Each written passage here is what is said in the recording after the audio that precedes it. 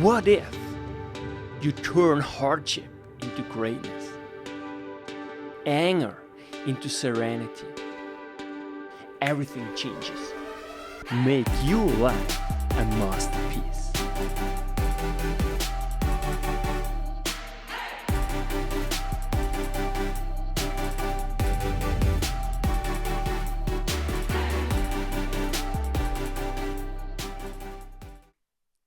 Meaning.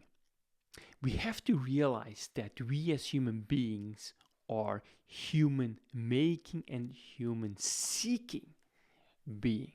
At any moment in time, we make meaning and we seek meaning.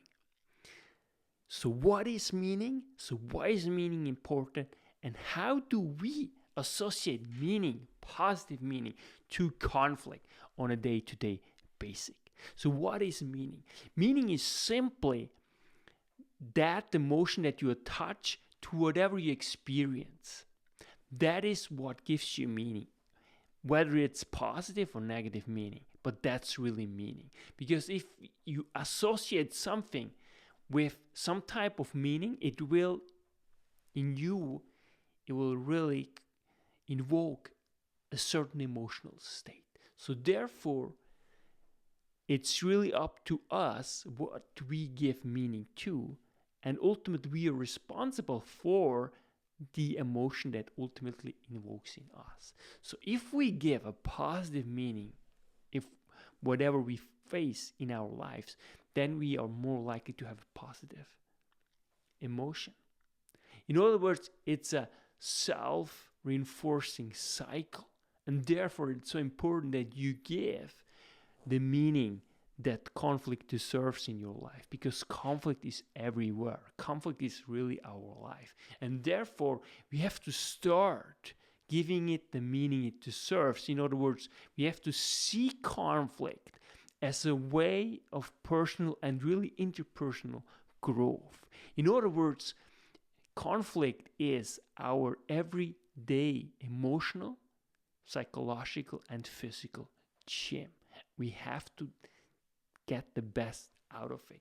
So it's the meaning that you give to conflict that really changes your life. Why? Because you want to have an extraordinary life. And you can only do so by the time you start mastering the meaning that you project on whatever you face in life.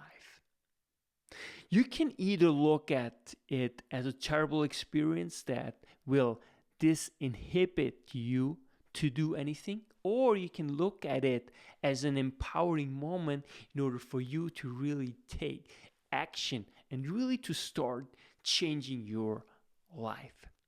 There's so many examples. When you look, for example, Oprah Winfrey, who had a terrible childhood, but she gave it the meaning that ultimately changed her life, and that she became one of the most successful women and change maker in the world. So it's really the meaning that you give, and that's really the definition of trauma.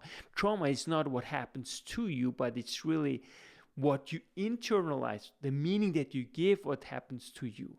And if it's just terrible, then it will and be continuously terrible. So therefore, you have to also change the meaning that you give to conflict in order for you to really start living an extraordinary life, because you have a choice and the choice is yours. In other words, it's up to you the meaning that you give to the conflict that you face.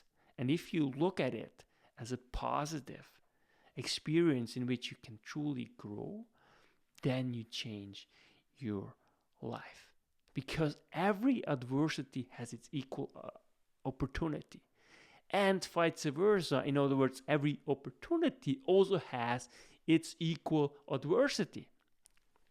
Let's face it, if you fall in love, you want to capture the moment and you want to keep it this way forever. But the downside with that is that you stop growing, and stop growing is counterintuitive to life, because life is constant movement. We need that. We have to go constantly forward. We have to have a growth mindset. in order for us to tackle really the life that we face on a day-to-day basis. As soon as we stop growing, as soon as we want to capture a moment forever, that is an indicator that we stop growing. And stop growing means really we are getting closer to death. And therefore, an opportunity or falling in love can also be a trap. So therefore, we always have to understand that we have to see and we have to seek meaning in anything we face. Even if it's hard, even if it's really hurtful. But we have to uncarve the meaning in which we can ultimately see that, hey, this is ultimately a true opportunity for me personally to grow, to continue to grow and to become a better human being. How to really associate conflict with meaning, how to change the meaning from a terrible moment to a positive one. You simply start, immediately tell yourself, this is a source of growth. This is what I need in order for me to get back on track.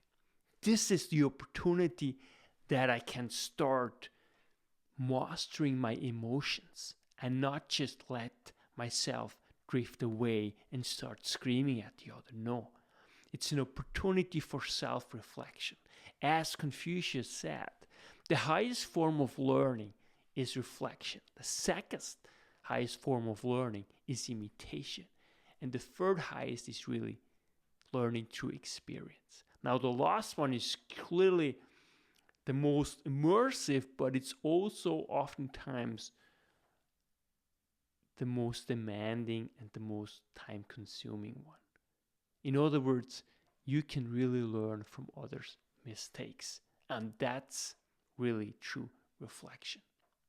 So again, make sure you start giving conflict the meaning that it deserves, because it ultimately is your everyday emotional, psychological, and physical gym. I promise you. That's why knowledge matters.